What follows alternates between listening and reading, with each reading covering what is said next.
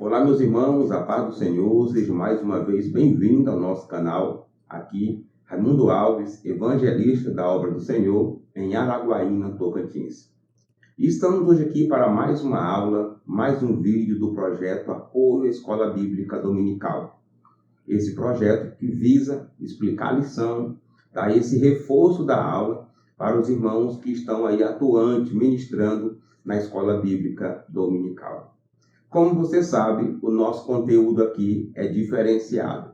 Aqui nós abordamos linha a linha, passo a passo, expressão a expressão do que o autor colocou na revista.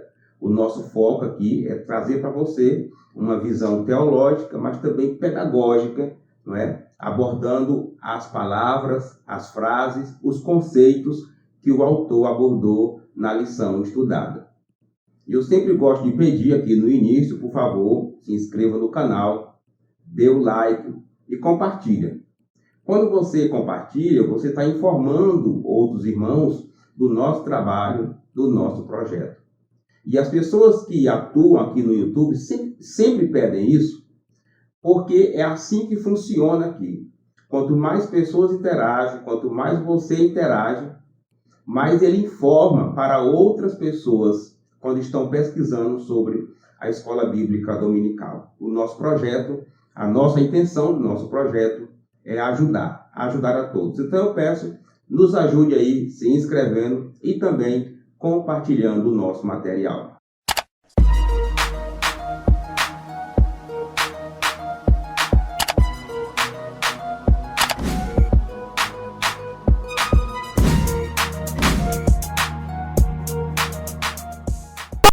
Como é de conhecimento de todos, nesse primeiro trimestre de 2023, estamos estudando sobre um tema abençoado, Aviva a Tua Obra.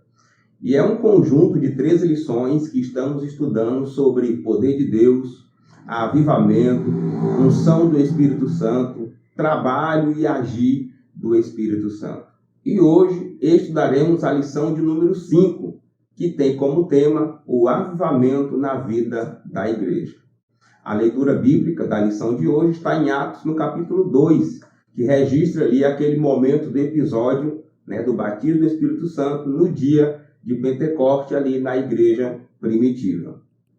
Os objetivos dessa lição é nós estudarmos sobre o batismo do Espírito Santo e o seu público-alvo, estudarmos também sobre o dinamismo da igreja primitiva, e reforçar o entendimento da necessidade do poder de Deus, da unção de Deus para a igreja dos nossos dias.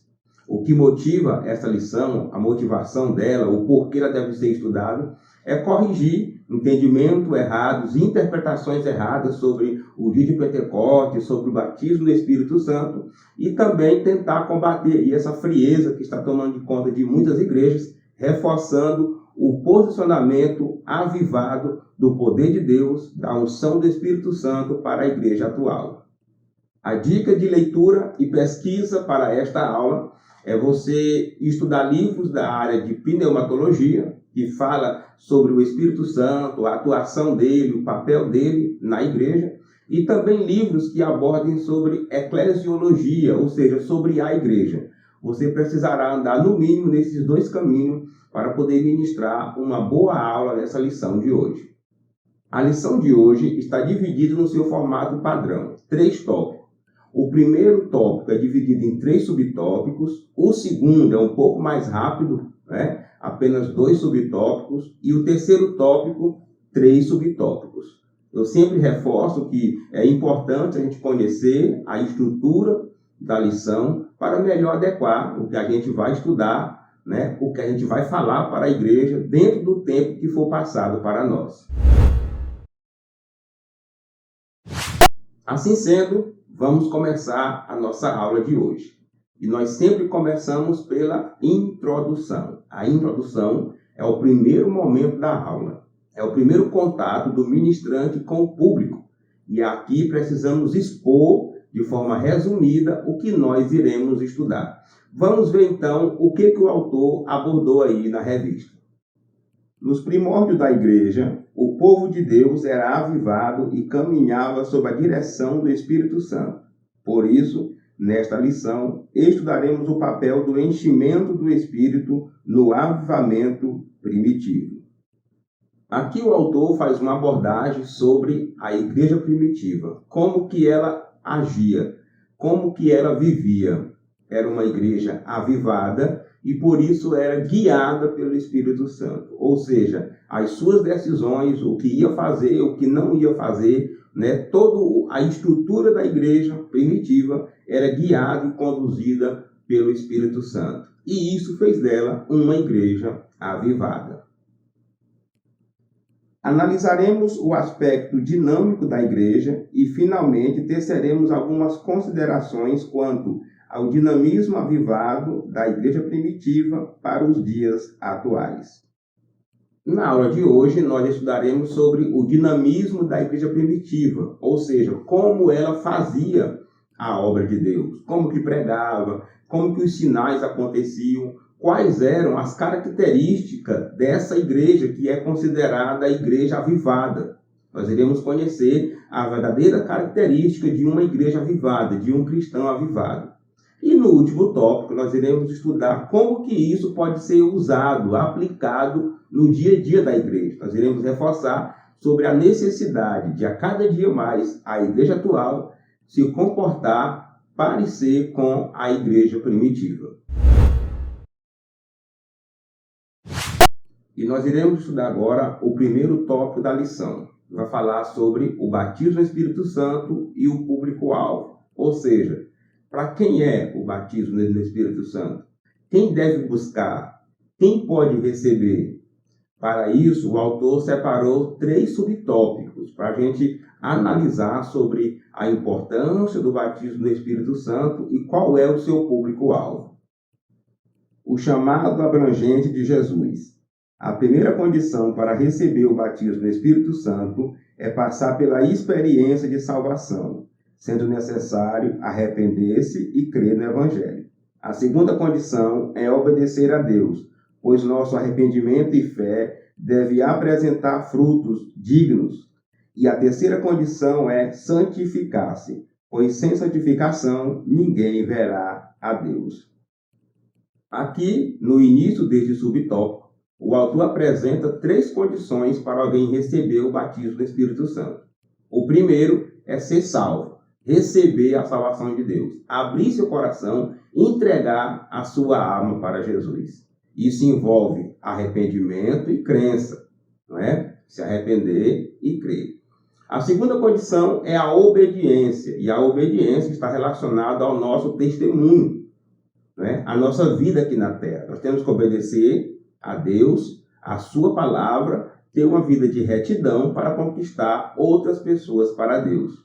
E também a santificação, sem a qual ninguém verá o Senhor. Santificação é um processo, não é? É como nós vamos conseguindo vencer o pecado, passo a passo. Às vezes mais difícil, às vezes mais fácil, mas é um processo. Então, nessa primeira parte, o autor aborda aí 3 condições para alguém poder receber o batismo no Espírito Santo. Esse chamado de Jesus é para todas as pessoas. Ele antecede a experiência do batismo no Espírito Santo. E aqui no final, o autor reforça que esse o convite a essas 3 características aí, a essas 3 necessidades é de Jesus para todas as pessoas, tá? Alguém só pode receber o batismo no Espírito Santo se atender esse convite do Senhor. Aceitar a Ele como seu Salvador, arrependendo dos seus pecados, obedecer a sua palavra e procurar ter uma vida de santificação. Esse chamado é para todos. Todos que aceitarem estarão disponíveis para receber o batismo no Espírito Santo. A promessa é para todos os salvos.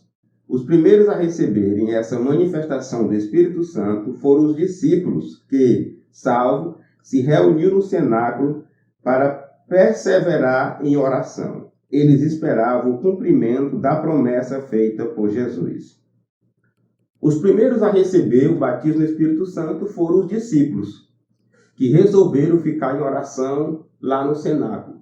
E eles ficaram ali em oração para atender a um pedido de Jesus e também aguardar a promessa que ele havia feito. Jesus havia feito uma promessa, né? Que enviaria o Consolador e que era para eles ficar em Jerusalém até que do alto fosse revestido de poder.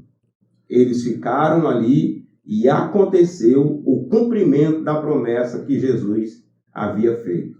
Aproximadamente 120 irmãos estavam ali reunidos e receberam o batismo no Espírito Santo.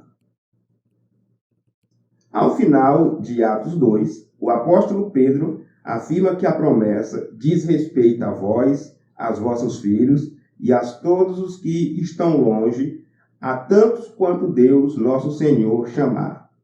Assim, o texto bíblico atesta a abrangência atemporal e perene da promessa.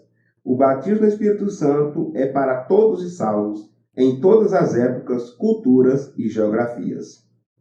Ali, no dia de Pentecoste, o apóstolo Pedro se levantou e falou que o que estava acontecendo ali era uma promessa de Jesus, mas também uma promessa do Pai, uma promessa também vinda do Antigo Testamento. E ele disse que era para os judeus, né, mas também para todos quanto o Senhor chamar. Então, essa promessa é para todos, né? E o procedimento inicial é crer na salvação, é ser um salvo. Os discípulos receberam porque já eram salvos, já havia crido em Jesus. E o apóstolo Pedro aqui fala que esse momento tão abençoado, esse revestimento de poder é para todos aqueles quanto o nosso Senhor chamar. O engano dos cessacionistas. O cessacionismo é uma corrente da teologia reformada que afirma que os dons espirituais cessaram na vida da igreja e que o batismo no Espírito Santo e os dons espirituais eram apenas para os dias apostólicos. E há outros ainda que afirmam que o batismo no Espírito Santo é a própria conversão. Com o passar do tempo, na história da igreja e também do mundo, várias teologias surgiram, ou seja, várias formas de entender a Bíblia, de ler e também de interpretar.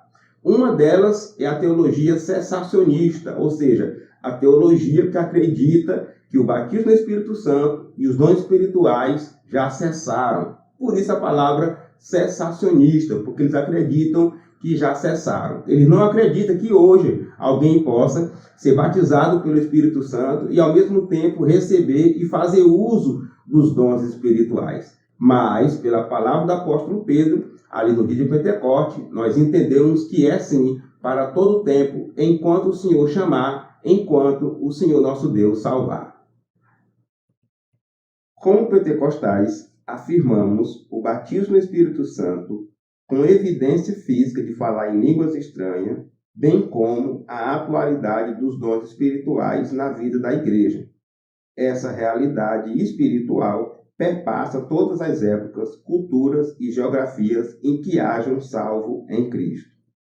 A teologia que defendemos é a teologia pentecostal. Por que pentecostal? Porque defende que a igreja tem direito ainda hoje e pode fazer uso do que aconteceu no dia de Pentecoste.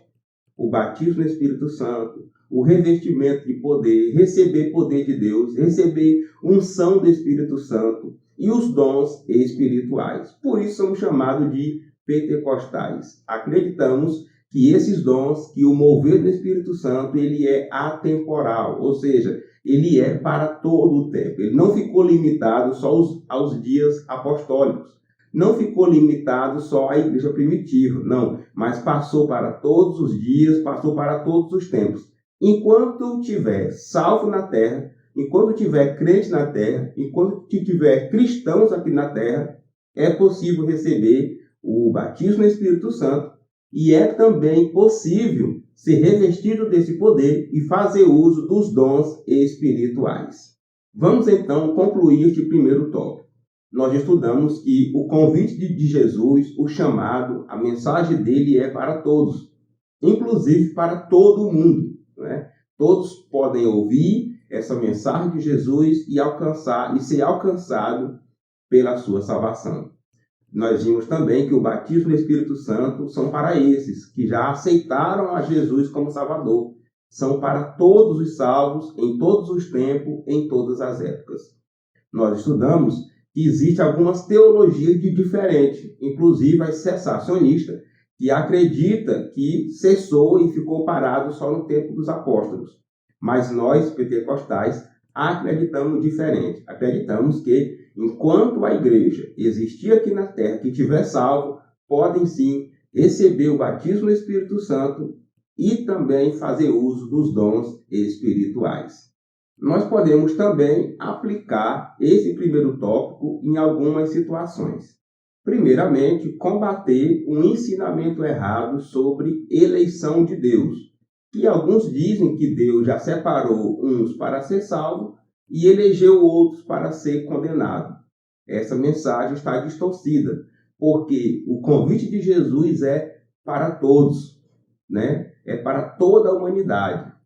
Deus amou o mundo de tal maneira que enviou o seu Filho unigênito para que todo aquele que nele crê não pereça, mas tenha a vida eterna. Combater também o pensamento de alguns exclusivistas que acham que só um determinado grupo de cristãos podem receber o batismo do Espírito Santo.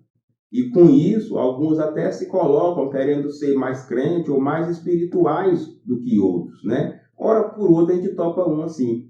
Mas nós sabemos que o batismo do Espírito Santo, o seu público-alvo são todos os crentes, todos os salvos. Todos aqueles que acreditarem em Jesus estão aptos a receber esse revestimento de poder. E este tópico pode ser usado também para combater a teologia do cessacionismo, que hora por outra a gente topa alguém falando sobre isso, não é? Confrontando a nossa fé. Então, com este tópico, nós podemos nos preparar de forma apologética para defender a nossa teologia pentecostal e dizer que não cessou. O batismo do Espírito Santo é real para os nossos dias, o poder de Deus é real para os nossos dias e os dons espirituais estão aí disponíveis para todos os crentes que queiram fazer uso. Meus irmãos, chegamos agora no segundo tópico da lição. E aqui nós iremos estudar sobre o dinamismo da Igreja Apostólica. Ou seja, nós iremos estudar como e quando e o quanto ela era dinâmica. Depois de passar pelo Pentecoste, o que a Igreja fez, como que ela fez, quais eram as características, né, para ela ser considerada uma igreja avivada e, ao mesmo tempo, dinâmica na presença de Deus. A igreja nasce avivada.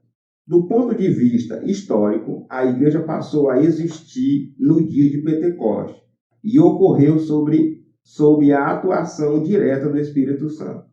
A igreja nasceu avivada, assim como o tabernáculo foi consagrado pela descida da glória divina, a igreja foi consagrada pela descida do Espírito Santo. Então, a maioria dos estudiosos, a maioria dos teólogos, a maioria dos crentes consideram, né, o nascimento da igreja, a inauguração da igreja no dia de Pentecostes. Há teólogos, há entendimentos que pensam diferente, né?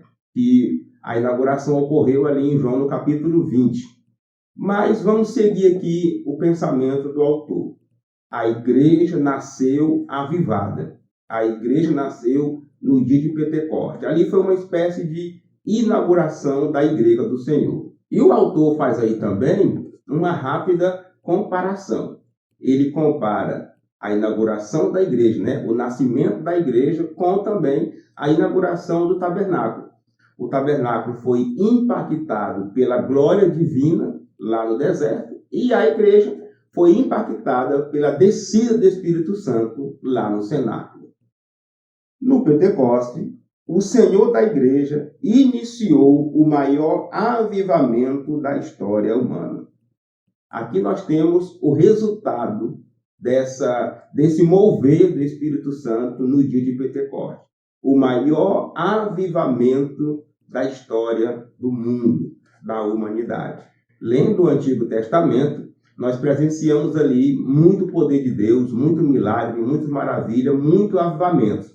mas nenhum se compara ao dia de Pentecostes.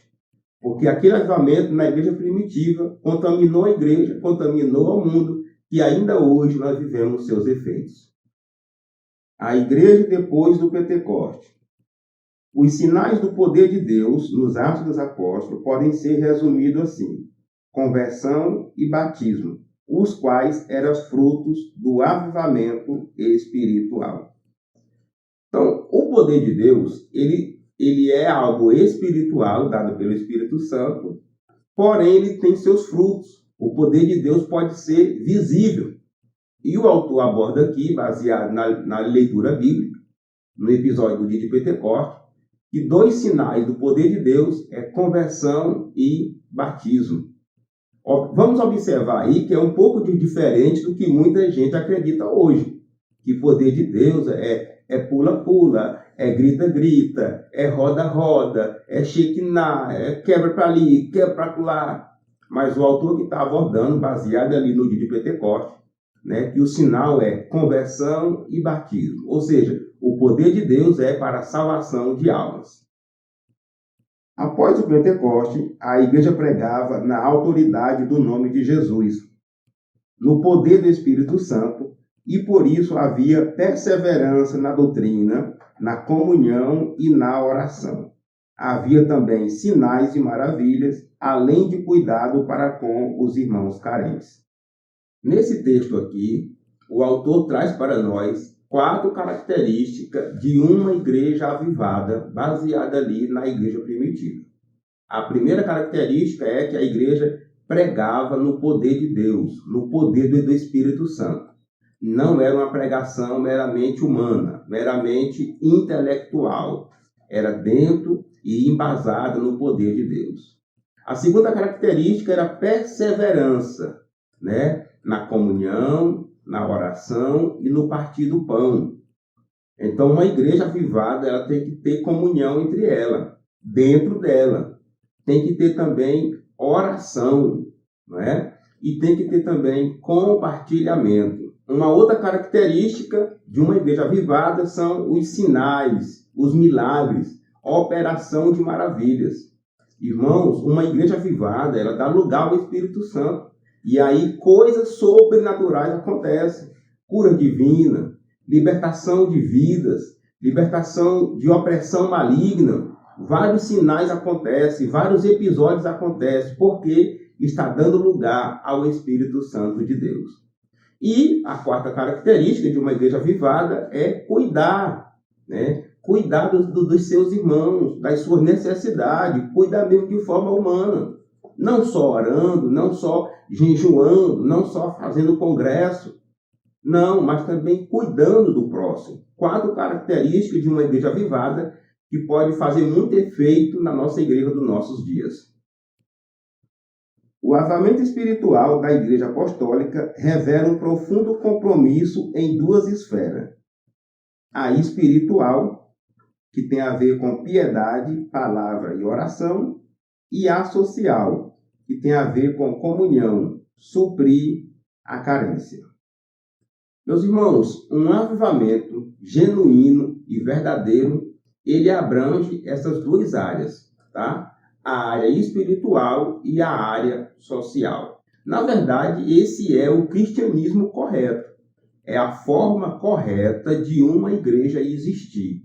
Ela ora, ela jejuma, ela se consagra, ela repreende o mal, ela repreende o maligno, ela fica cheia do poder de Deus, mas também ela tem obras, ela atua na área social. Até porque a Bíblia diz que a fé sem obras é morta.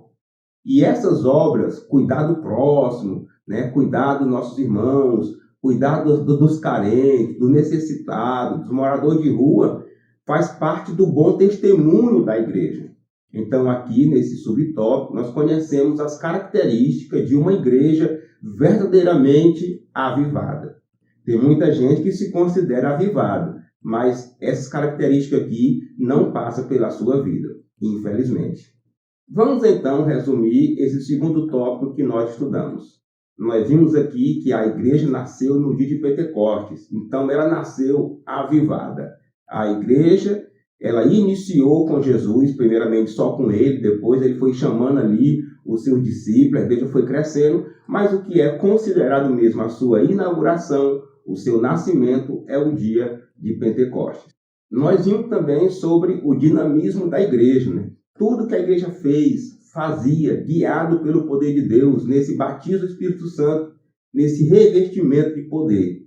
Era uma igreja avivada, porque pregava, né, no poder de Deus, tinha sinais e maravilhas, perseverava na palavra, na comunhão, na doutrina e na oração, e também tinha boas obras, cuidava dos seus necessitados. Nós conhecemos nesse segundo subtópico aí, né, as características de uma verdadeira igreja avivada.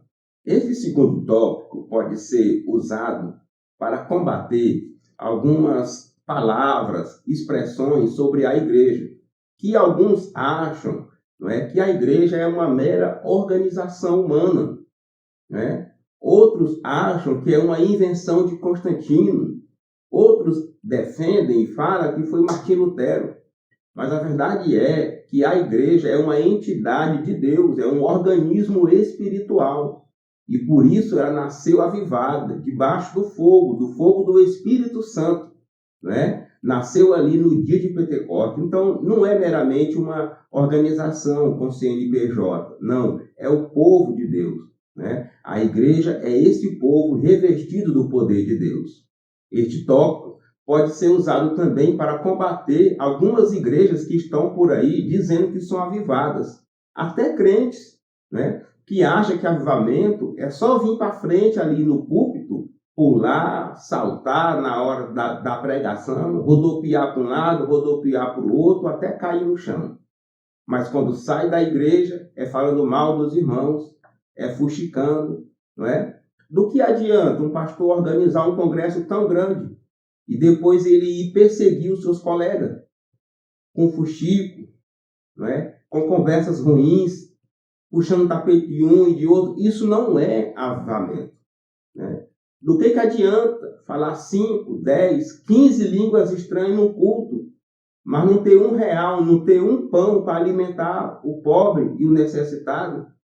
Do que adianta gastar tanto dinheiro com festa, com congresso, 5 mil para um pregador, 5 mil para um cantor, 5 mil para uma iluminação, e assim tem congresso que chega aí a R$50 mil o gasto de um congresso, para dizer que está avivado.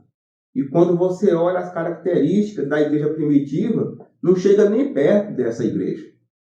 Então, precisamos rever, e este tópico nos leva a pensar, a refletir sobre isso. Será que nossa igreja realmente está com o comportamento de uma igreja avivada? Agora, irmãos, vamos estudar o terceiro tópico da lição, que vai abordar sobre a importância e a necessidade de um ministério ungido para os nossos dias. Iremos ver que isso é importante, é necessário para os nossos dias, e vamos ver também algumas características do que realmente é um ministério avivado. Na unção do Espírito Santo. A pregação cristã deve ser acompanhada de poder, sinais e milagres. Esses sinais podem ser manifestos por meio de salvação de vida para Jesus, expulsão de demônios, imposição de mãos sobre os enfermos para serem curados, conforme Jesus declarou que aconteceria. Aqui no início deste subtópico, o autor começa abordando sobre um ponto muito importante dos nossos dias, a pregação do Evangelho, né? A pregação da palavra de Deus. E ele fala que essa pregação tem que ser acompanhada de algumas coisas, não é? Tem que ter algumas características, tem que ter poder de Deus, libertação de vidas, não é? Do vício e também de demônios, de opressão maligna. E nessa pregação tem que ter salvação de vidas. São características que precisa conter na pregação atual, para que realmente seja eficaz, né? Para que realmente alcance o porquê daquela mensagem estar sendo entregue. A pregação não deve ser visando só por pregar, ela tem que ter um propósito. tem que ter um objetivo. O ministério avivado, ungido pelo Espírito Santo, é indispensável à missão da igreja nestes dias. Muitas igrejas já fugiram da sua missão, mas a missão da igreja, criada por Jesus, é fazer o que ele fez, não é? Pregar o evangelho, levar liberdade aos cativos. E para que nessa missão a igreja tenha êxito, ela precisa do revertimento de poder. Ela precisa do poder de Deus, ela precisa da unção do Espírito Santo. E nós, que fazemos parte dessa igreja, automaticamente precisamos. Não devemos apenas pregar por pregar. Não. A missão da igreja é levar essa mensagem, mas levar com sinais, com prodígios, com maravilhas, e tudo isso é dado e concedido pelo Espírito Santo de Deus. Autenticado por Deus. O ministério ungido não se desenvolve apenas por intermédio dos instrumentos formais e acadêmicos dentro dos padrões hermenêuticos, exegéticos e homiléticos da pregação. Todos esses instrumentos são importantes para o aprimoramento do obreiro. O ministério avivado é um ministério autenticado por Deus, né? E uma das formas de autenticação de Deus é o seu poder na pregação do Evangelho. E aqui, no início desse subtópico, o autor fala sobre a questão da busca humana, né? Busca material pelo conhecimento. Ele não está falando que é errado, tá? Não é errado você ser um acadêmico, fazer curso, né? Graduação, pós-graduação, mestrado, doutorado. Ele não está dizendo que isso é errado. O que o autor está falando é que a pregação cristã, o ministério avivado, não depende só disso. Não é só isso que complementa o ministério avivado. O estudo é bom, melhora o nosso agir, né? O estudo melhora o nosso pregar, porém precisa de mais do que isso para ser considerado um ministério avivado. É preciso que Deus aprove o trabalho do obreiro, como Jesus ensinou em Marcos, confirmando a palavra com sinais que se seguiram. Portanto, o modelo da pregação do Novo Testamento é uma mensagem confirmada pelos sinais e prodígios de Deus. Como que se dá a autenticação divina no ministério ou numa pregação? Se dá pelos frutos, os sinais, os efeitos, as maravilhas que acontecem naquele ministério. Seja na pregação, seja no louvor, seja no pastoreio, tem que ter fruto, tem que ter algo palpável, tem que ter algo visto. Aí sim está autenticado por Deus. Às vezes o milagre, o sinal e a maravilha não acontece ali no momento, mas alguém vai pensando naquela mensagem para casa e depois ele muda de vida. E quando volta na igreja ou vai em outra igreja, termina aceitando Jesus como Salvador. Então, esse ministério é um ministério autenticado por Deus. Nem sempre o poder é manifesto na hora. Nem sempre no ministério avivado, o agir de Deus, o agir do Espírito Santo acontece ali no momento. Frutos poderão vir depois. E isso é sinal que a igreja tem um ministério avivado. Glorifica a Cristo. O ministério ungido pelo Espírito Santo glorifica a Cristo e não o homem. Nosso Senhor declarou que a missão do Espírito Santo é glorificá-lo. Assim, toda mensagem do Evangelho e atividade sob a direção do Espírito Santo devem glorificar a Cristo. Outra marca de um ministério avivado, de um ministério ungido, é que ele foca em glorificar a Cristo, em glorificar a Deus. Isso nem precisava ser falado no nosso meio. Mas, infelizmente, devido a muitas coisas erradas que têm acontecido nos nossos púlpitos, agora se faz necessário falar sobre isso. Porque tem pessoas que fazem a obra querendo honra para si, querendo glória para si. É ele que quer aparecer. Então, aí não tem unção do Espírito Santo. Aí não tem mais o agir do Espírito Santo. Porque a Bíblia diz que o Espírito Santo veio para a terra para glorificar Jesus. O que o Espírito Santo faz, me usando, usando você, usando qualquer outro irmão, é para glorificar a Deus. Mas, infelizmente, nós temos alguns que têm atuado nas igrejas, em congresso, né, nos púlpitos das igrejas, em que ele mais aparece do que o próprio Deus que está na Bíblia, que ele está usando. O apóstolo Paulo ensina que, quer comais, quer bebais, ou façais qualquer outra coisa, fazei tudo para a glória de Deus. Deus em Cristo é que deve ser glorificado a partir de nossa instrumentalidade na obra do Senhor. Então, o que a Bíblia recomenda é que todas as nossas ações, e principalmente essas relacionadas com a obra de Deus, devem ser visando glorificar a Deus. É bem verdade que tem umas pessoas que gostam de elogiar a gente, agradecer pelo trabalho da gente. Não há nada de mal nisso. Alguém agradecer você por uma pregação, parabenizar por um louvor, isso aí é algo normal do ser humano. O problema é quando você usa o louvor para se glorificar, para dizer que você é o tal.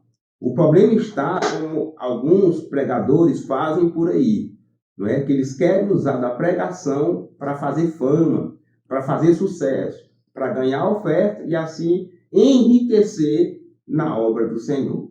Aí é onde está o erro, não é? Existe até muitas vezes confronto de teologias.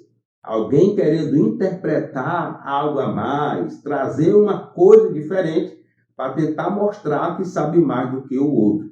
Não é esse o foco de um ministério avivado. O ministério ungido, ele visa glorificar a Cristo. É o que João disse, não é? Importa que ele cresça e que eu diminua.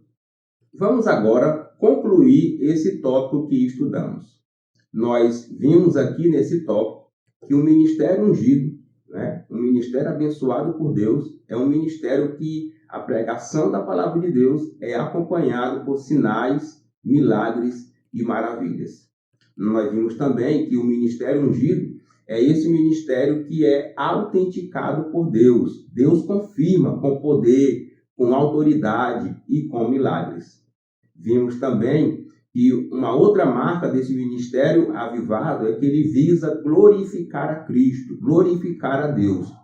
É aquela pregação, é aquele evento em que o homem menos aparece e que o poder de Deus se manifesta e o nome dele é glorificado. Este tópico que estudamos pode ser aplicado para corrigir alguns modelos, alguns estilos de pregações que nós temos hoje no meio da igreja. Algumas pregações muito bacanas, com palavras lindas, uma boa retórica, só que nada de poder de Deus, nada de unção do Espírito Santo. Tem gente até que se alegra com essas pregações, pula, salta na igreja, cai ali no chão, mas quando dá 4, 5 dias depois, a igreja está vazia, porque foi uma mensagem baseada só no olhar humano. Não teve poder, não teve sinal, não teve maravilha de verdade e nem autenticidade pelo Espírito Santo. Este tópico serve também para combater os profissionais da pregação. Sim, existem e são muitos. E, infelizmente, a maioria dos crentes gosta desse estilo. Por quê? Porque uma grande parte dos crentes, principalmente pentecostais, tem preguiça. Preguiça de ler, preguiça de estudar. Então, devota-lhe a sua vida a uma pregação de congresso. E aí aquela pessoa vem pregar e pula e salta e fala bonito, e tem várias expressões, prega bonito, prega bacana, leva ali os seus R$3.000, R$5.000 por aquela noite de pregação, mas a gente não vê fruto. Esse tópico nos ajuda a perceber esse tipo de pregação e combater, porque está errado, tá? É uma boa hermenêutica, uma boa exegese, explica demais, explica muita coisa, só que não tem produção, não tem bons frutos, porque o Espírito Santo não está ali. São só profissionais da palavra, são os homens que aparecem e Deus é que diminui. Chegamos agora na conclusão da nossa lição. É o momento de resumir tudo que foi estudado e trazer uma aplicação para a igreja que está assistindo a sua aula. Vamos ver o que o autor abordou aqui na conclusão. A Igreja Apostólica nasceu sobre o avivamento do Pentecostes, debaixo do glorioso batismo no Espírito Santo. Aprendemos que a razão do seu êxito não foi o conhecimento humano de seus pregadores, membros e congregados. Aqui na introdução, o autor inicia ela fazendo já um breve resumo do início da lição. A igreja nasceu avivada. Ela nasceu no dia de Pentecostes. E dali para frente foi pregação, com sinal, com poder de Deus, com maravilhas, com salvação de almas. E tudo isso se deu não pela retórica da pregação, né? Não baseado nos estudos, no conhecimento teológico dos pregadores da sua época, não. Se deu pela atuação do Espírito Santo. Era uma pregação humana? Era, mas era autenticada pelo poder de Deus e era confirmada por sinais e maravilhas. Afinal de contas, é para isso que serve o poder de Deus. A unção do Espírito Santo, o batismo do Espírito Santo, os milagres, os sinais servem para confirmar a palavra de Deus. A igreja hoje, ela vive menos isso porque ela parou de pregar a palavra para o mundo, para o pecador. Nós estamos pregando simplesmente para nós, dentro da igreja, que já acreditamos o que Deus pode fazer. No dia que a igreja voltar a pregar na rua, a pregar para as pessoas que ainda não são salvas, nós iremos ver muitos sinais, muitas maravilhas acontecendo e também muitas almas se rendendo ao Senhor. O que fez toda a diferença no ministério da Igreja Apostólica foi a unção do Espírito Santo sobre essa igreja. Toda igreja que quiser ter um bom resultado na sua rua, no seu bairro, na sua cidade, tem que buscar dentro dela ter a unção do Espírito Santo. E a unção do Espírito Santo é um componente espiritual que, quando alguém louva, as pessoas sentem a presença de Deus. Quando alguém canta, quando alguém prega, pode ser até alguém sem estudo, sem teologia, né? Sem estudos teológicos, mas quando prega na unção, as pessoas sentem o Espírito Santo, são cheias de Deus. E é disso que nós estamos precisando. Toda igreja precisa ter os seus teólogos, precisa ter os seus estudantes, os seus analisadores doutrinários, sim, precisa, isso também é bíblico. Mas precisa também ter unção. Só estudo não resolve. Tem que ter unção do Espírito Santo. Não podemos deixar a chama apagar, pois a unção do Espírito Santo continua disponível até hoje. Graças a Deus, meus irmãos, que não cessou. Tá? O batismo do Espírito Santo, o poder de Deus, a autoridade de Deus, a unção do Espírito Santo está disponível até hoje. Se você está assistindo essa aula e você ainda não é batizado no Espírito Santo, busque, jejum, se consagre, busque e dê liberdade para o Espírito Santo, que você receberá um revestimento de poder. Nós não podemos deixar a chama apagar. Pelo contrário, devemos continuar, tendo uma igreja na sua vida, a presença de Deus e assim sendo avivada. A lição dessa lição, resumindo tudo, Jesus formou a sua igreja para que ela possa fazer uma missão, pregar o Evangelho. Enquanto estivermos aqui, temos que pregar o Evangelho. Só que para pregar o Evangelho tem que ter sinais, milagres e maravilhas. E para isso precisamos do avivamento do Espírito Santo. Precisamos de poder dele, precisamos de autoridade dele, precisamos de unção. Para cumprir a missão de uma igreja, da igreja, com êxito, todos nós precisamos ser avivados pelo Espírito Santo de Deus. Assim, meus irmãos, chegamos no final de mais uma aula. Chegamos no final de mais uma lição. E eu quero agradecer a sua vinda até aqui. Eu quero agradecer por você ter vindo estudar juntamente conosco. Muito obrigado pela sua presença. Muito obrigado pela sua audiência.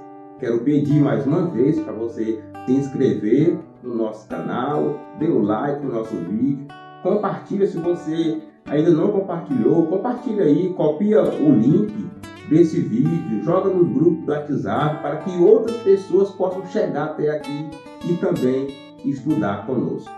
Nós estamos presentes nas redes sociais, tem o nosso Facebook, onde nós postamos sobre a nossa aula aqui de domingo, alguns resumos, alguma parte dessa aula, a gente já faz lá alguns recortes, você pode até pegar e compartilhar na sua igreja. Tem também o nosso Instagram, onde nós postamos também algumas perguntas, algumas indagações sobre a lição, e tem também o nosso WhatsApp, que você pode entrar em contato para a gente ministrar uma aula na sua igreja e até mesmo um seminário. Deus nos entregou um seminário onde nós conseguimos abordar vários aspectos importantíssimos sobre a escola bíblica dominical. De certa forma, eu fico muito feliz pela sua vinda até aqui, que o Espírito Santo te guie e te conduza.